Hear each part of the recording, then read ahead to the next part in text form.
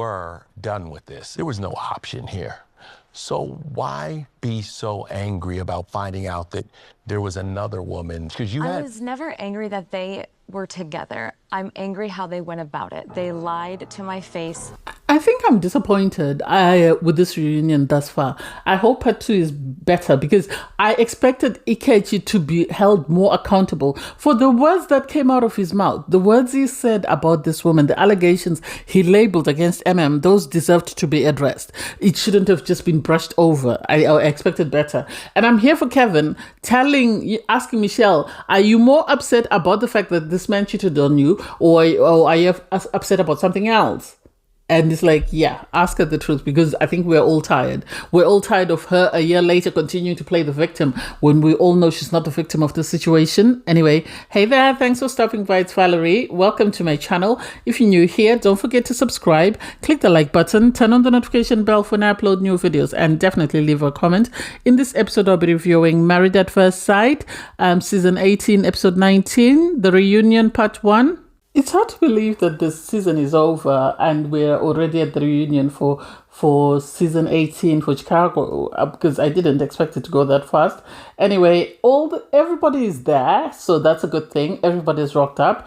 They are happy or appear to be in a happy space, so which is good because that's all you want for everyone. Obviously, there's going to be tension, which is bound to be expected. They all walk out, and Camille and Thomas are matching. So Camille's outfit is matching with Thomas's tie. Madison's dress is matching with David's tie and little hanky. And so everybody sits down and they're all excited to be there. And I love that Kevin actually started off by speaking to Camille and Thomas because they're the success story for the season. So he asks them, how are the two of you? Are the two of you still together? And they sort of tease and then eventually they say, yes, we are. And Camille is he calls her out and says, Camille, you need to stop teasing this man. And she says, yeah, I shouldn't really because, we're very good. We're very happy. We've had an amazing time spending time together, living in this apartment. We've now got a place of our own that we've moved into. But initially we lived in his place for a long time. They have a lot of cutesy little pictures and it's really sweet. I think they are the embodiment, and so are the successful couples from previous seasons, of what Married at First Sight is about. You come in, you marry a stranger, you put in the work, and you walk out with your person. And this, I truly believe, is it for Thomas and Camille. The fact that, he looks way younger, he looks happier, she looks happier, was amazing. I really loved it for them. And I think they are the Switzerland of the group because you actually see pictures where they spent time. They had, I think it was Michelle's birthday. They attended with and Juan, which is good because I think Camille and Thomas and Juan and Carla's taken sides are more the Switzerland than anybody else. is good. She's celebrating her 1 year anniversary with Brandon. They seem to be in a very good space and she's happy. She's at peace. Ikechi says he's been traveling. He's been pursuing his music, his poetry, it seems. And he's asked, are you dating? And he says, well, I want to keep that to myself. And it's like, he's not. He is not. If he was dating, he would have come and rubbed it in everybody's face. Alan is dating a sister. Apparently, he was introduced to someone before he came into the experiment. They dated. They went on one date, and then by the time she got in touch to say she was ready for the second date, he was signed on for Married at First Sight and was already going on to the show. So he told her he couldn't, see her. And it seems after everything that went down, he reconnected with her. I remember saying this, that had Alan and been matched, they would have been an amazing couple. But then maybe didn't want to date outside her race. David and Madison, they are good. Apparently David is now moved in with Madison and they seem very happy. She says he sees her, he makes her feel seen, and good for them. Oh my God, so we get into it. And it's really sad because you can see who's on which side of the equation. Because they then, Kevin asks, okay, Madison and David, when did you start seeing each other? And David is sort of trying to nicey and look at how he can package this so it comes across very palatable because it is very sticky. And so he talks about the fact that, well, we, a couple of weeks after we came back, and Madison says, it started in the gym, and it seems it started in the gym. They were, they started by talking and sort of consulting each other about their marriages and what they were going through, and then eventually feelings were caught, and they sadly didn't have the guts to tell their friends. And everyone is right, because even Juan says the most difficult thing of this Madison and David situation is the fact that David and Alan were the closest of friends amongst the guys. They spent the most time together. And this is not a good look for David, irregardless of how Michelle treated him, because how do you spend so much time around somebody when you're dating their partner? How do you do that? Because it makes you look very sneaky and untrustworthy. You had David apologize to both Michelle and, Alan for his behavior and his role.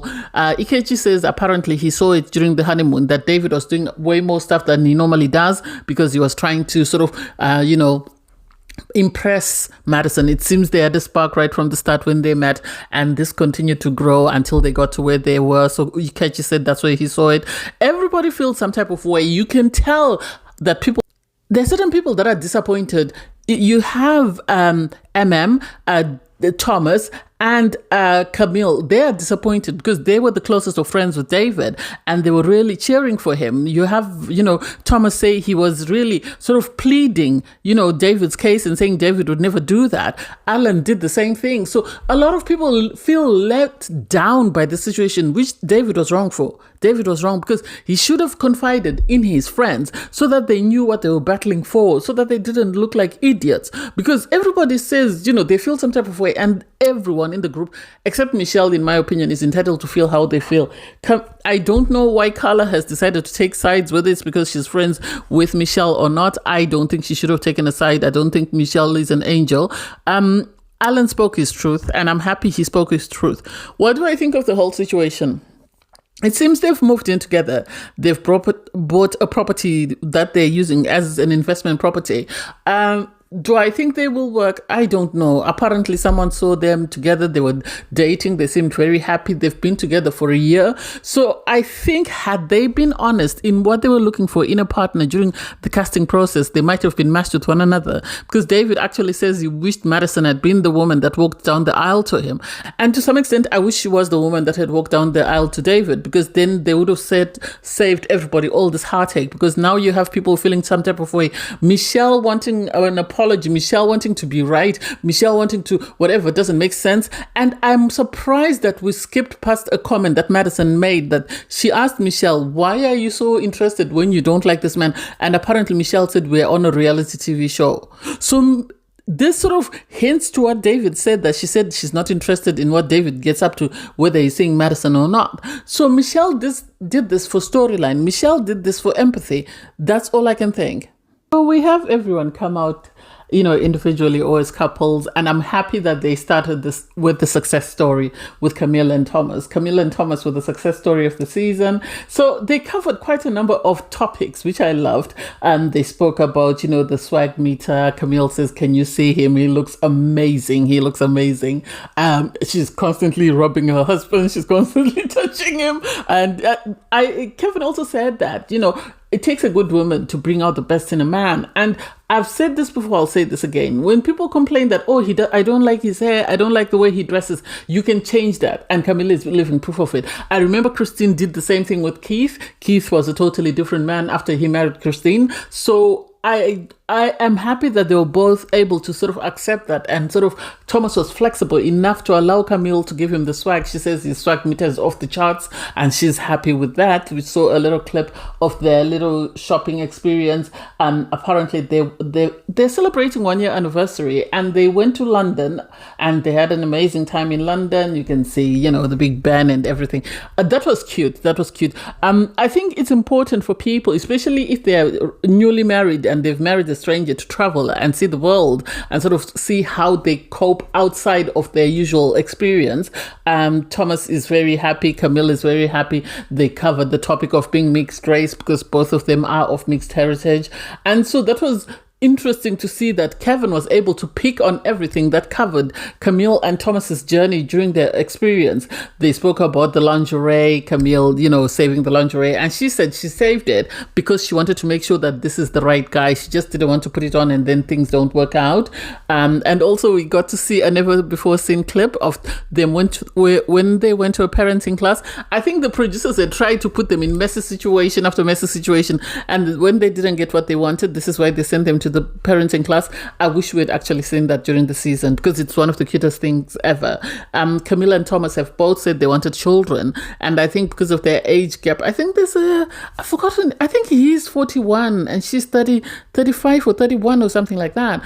And so there was a conversation with Kevin asking, so are the two of you planning on having children and when are you planning? And Camille said, okay, we need at least a year to settle into our new property, and once we're settled in, then we're ready to cook with gas, which I think is a good thing. Because I think most of the people that have been on Marriage at First Sight have planned their pregnancies. The only couple that didn't was Shanice and Jeff T. So it's good to see that they're actually making plans with a future in sight.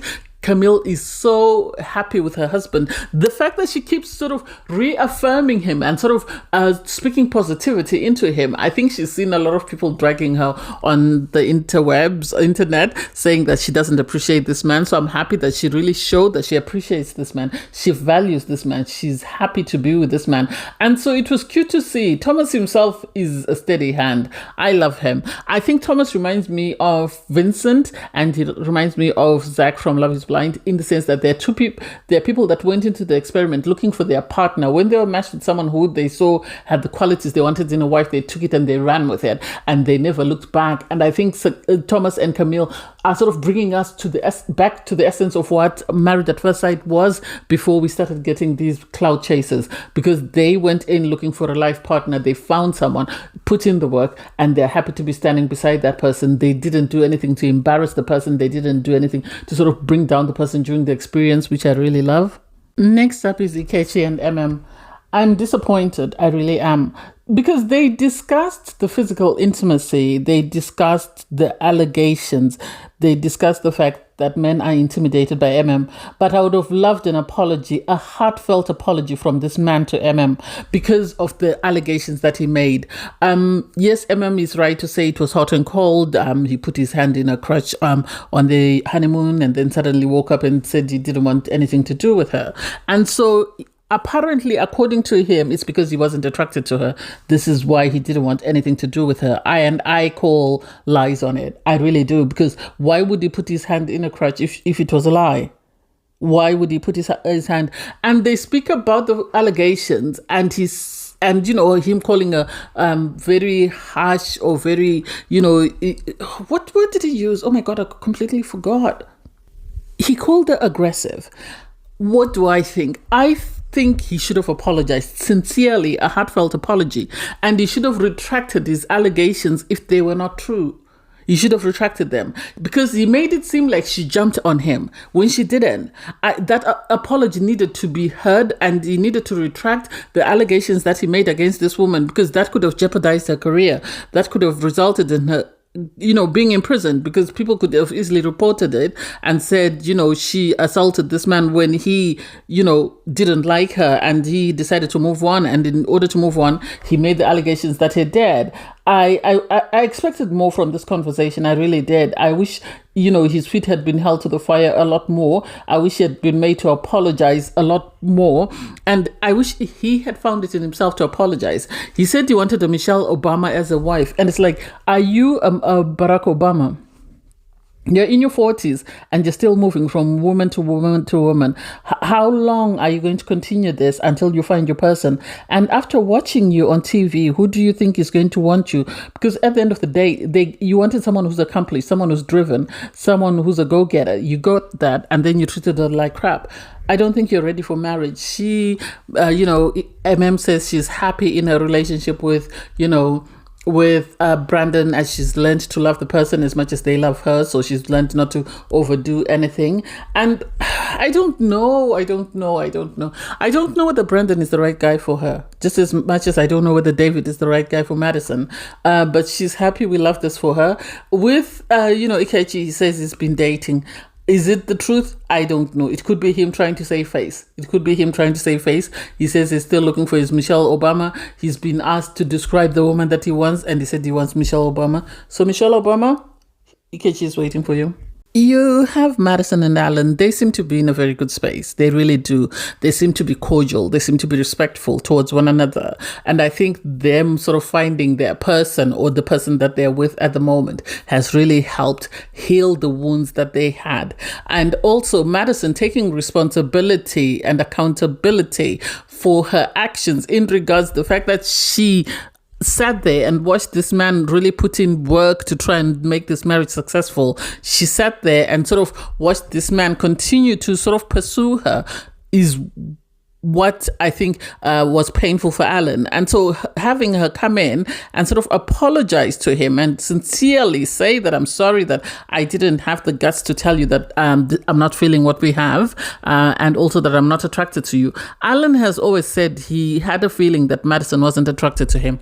This wasn't news to him. He had a feeling that she wasn't attracted to him because he kept trying and trying and trying, but nothing seemed to ever please her.